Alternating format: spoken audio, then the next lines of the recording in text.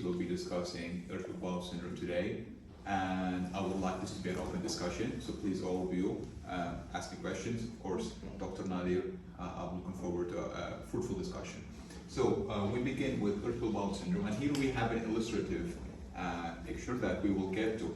The thing is, what I really want you to be excited about is, now, even if you know nothing about irritable bowel syndrome, my intention is by the end of this presentation, you will understand it.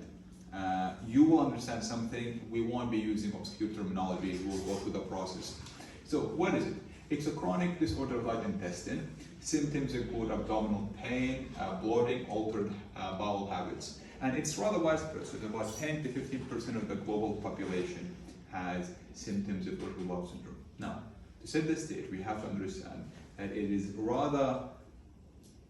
not understood fully, the mechanism of how it works, but we still have some ideas. And we classify the causes of irritable bowel syndrome into three, or the pathophysiology into three mechanisms that are interlinked. Now, first one is visceral hypersensitivity. Now, when we talk about visceral hypersensitivity, what do we mean? You eat carbohydrate, let's say a donut. You eat a donut, you digest it, it goes, you a normal person, it goes into your stomach, and from your stomach, your intestine. Carbohydrates pull water. They will pull water from your stomach to your intestine. Normal person, that is okay. You got water, you got a distended bowel. Now your bowel will communicate with the brain. That's why we call the intestine, the disease, a gut-brain axis. It will communicate your intestine with your brain. It will signal, well, we got this tension, so we better move along. We better move the food along. Now, this is a normal physiological response. Someone with irritable bowel syndrome, for some reason, they have hypersensitivity. So the signal will be magnified, and as a result, you will feel pain instead of just feeling normal, like, well, we need to move along, you feel pain. So that is the cause for the abdominal pain symptom that we see here, right? Normal person, you eat donut, you eat bread, it's okay, you move along. Person with irritable bowel syndrome will have hypersensitivity, they will have a pain response. Now, we have the second one, which is altered bowel movement. Why do we have altered bowel movement? Well, let's remember the mechanism we described in a person with IBS. So you have distension of the intestine, which is normal, but everything is exaggerated. The signal is magnified when sent to the brain, and when the signal is magnified, the brain thinks you are full. You're so full of food in the intestine, so it will exaggerate the response to move the intestine. This will result in hypermotility, which in our everyday language we call it diarrhea, right? Because your intestines are working extra hard. Now, if your intestines are working extra hard, what are they doing? Contracting. So here, if you look here, you'll find contractions, abnormal, exaggerated contractions of the intestines, and this is the second symptom, as you can see. Now, we have the third.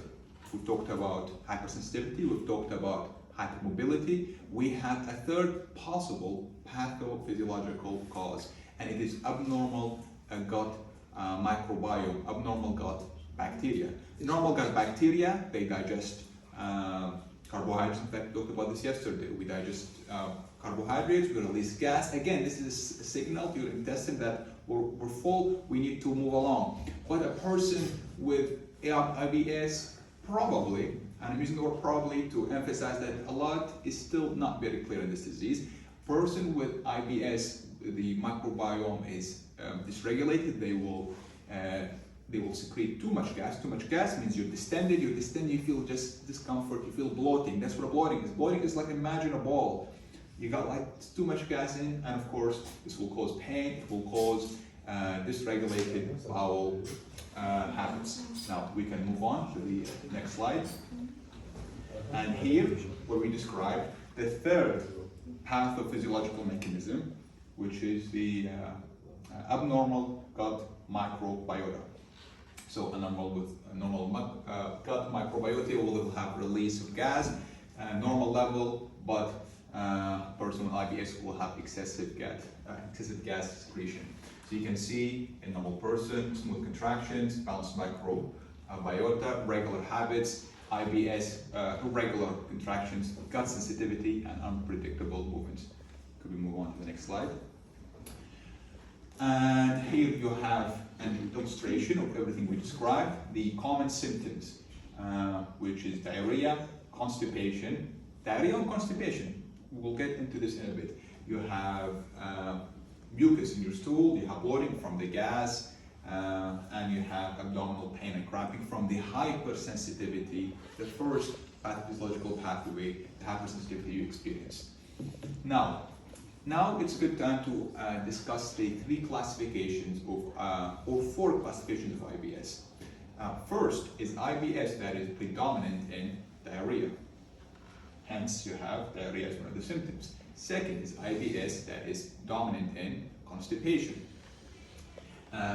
Third would be mixed. And fourth is unidentified, where you cannot find a common pattern. Now, if you have diarrhea dominant IBS, how do you treat it? Now, to treat diarrhea dominant IBS, we use tricyclic. We need to go from multiple angles. One is tricyclic antidepressants. So tricyclic antidepressants have multiple benefits. One of which is it will help with the stressful state, which predisposes a lot of patients to IBS. The second one is they have been shown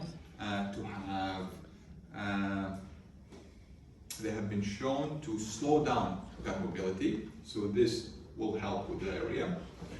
If you have constipation, we will use laxative medications, for example, PAG, which is a medication that our friend discussed. We can continue with the next slide. And here we have the types of IBS discussed: IBS constipation, IBS diarrhea, IBS mixed, and IBS unclassified. Now, one way to classify would be the Bristol classification of stool.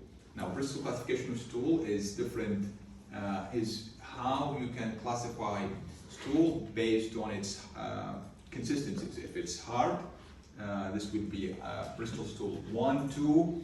This would be IBS with constipation. If it's 6 or 7, it would be with diarrhea. And we can move on to the next slide.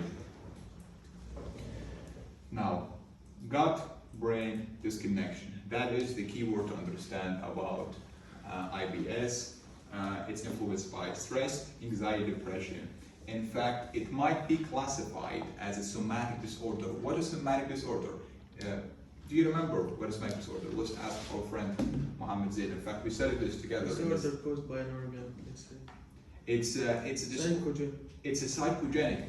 Somatic disorders is when you cannot find an organic cause. You cannot find different biomarkers. So most likely, IBS is caused because of stress, because of depression. So you will find anxiety. That's anxiety. You'll find it more common in women, among men. That is why using tricyclic antidepressants, TCAs, can be helpful. Tricyclic antidepressants. Let's move on.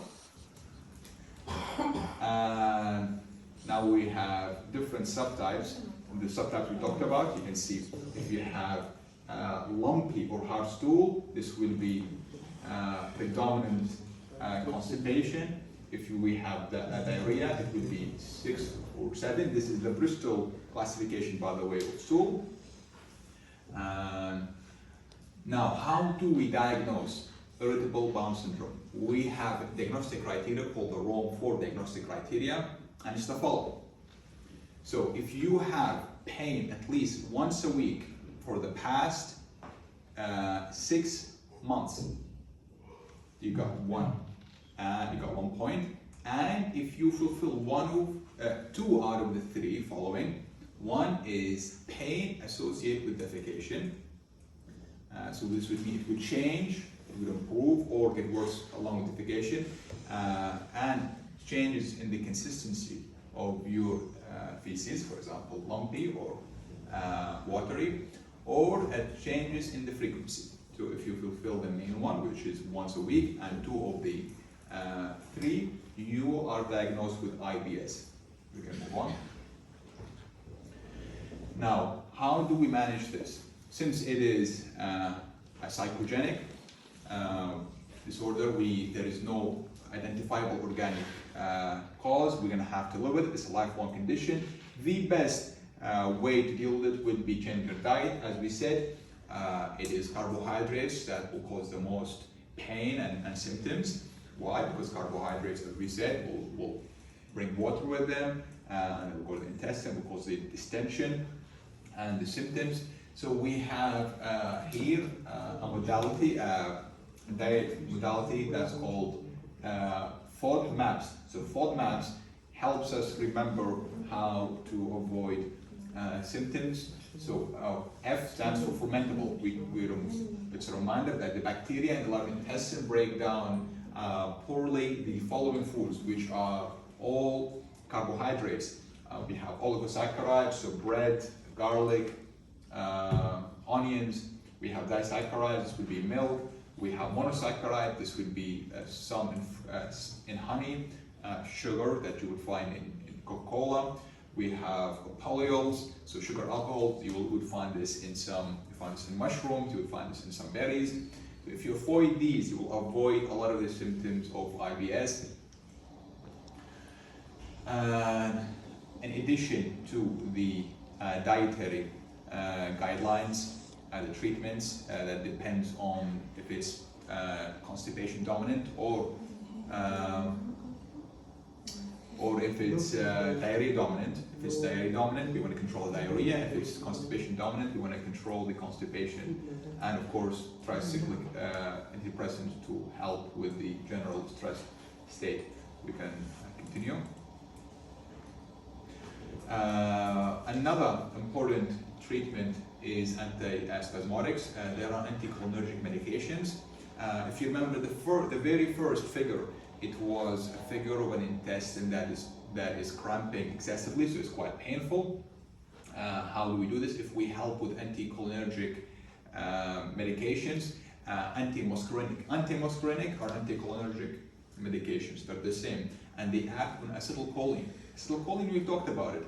It is the neurotransmitter that causes muscle contractions, specifically in the gastrointestinal tract. So if you're contracting way too much, what do? You want to reduce this a bit, and you use antispasmodics. In fact, a lot of these are related to atropine, the medication we were learning about in the other lesson. And we use laxatives or antidiarrheals, depending on the subtype, antidepressants, probiotics to balance the gut flora. Gut flora dysregulation was the third cause of the disease. And we can use some psychological therapy. Cognitive behavioral therapy has been shown through research and studies to help some individuals with their anxiety, with their depression.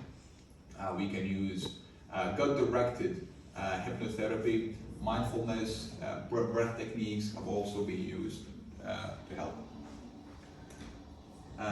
It's manageable with the right approach. It's a lifelong condition. You're going to have to live with it. If we keep track of the triggers, carbohydrates, and your central state, you'll be able to have a good lifestyle. The prognosis is the same with a person without IBS, so there is no serious complications. I thank you for your attention. Thank you. Thank you.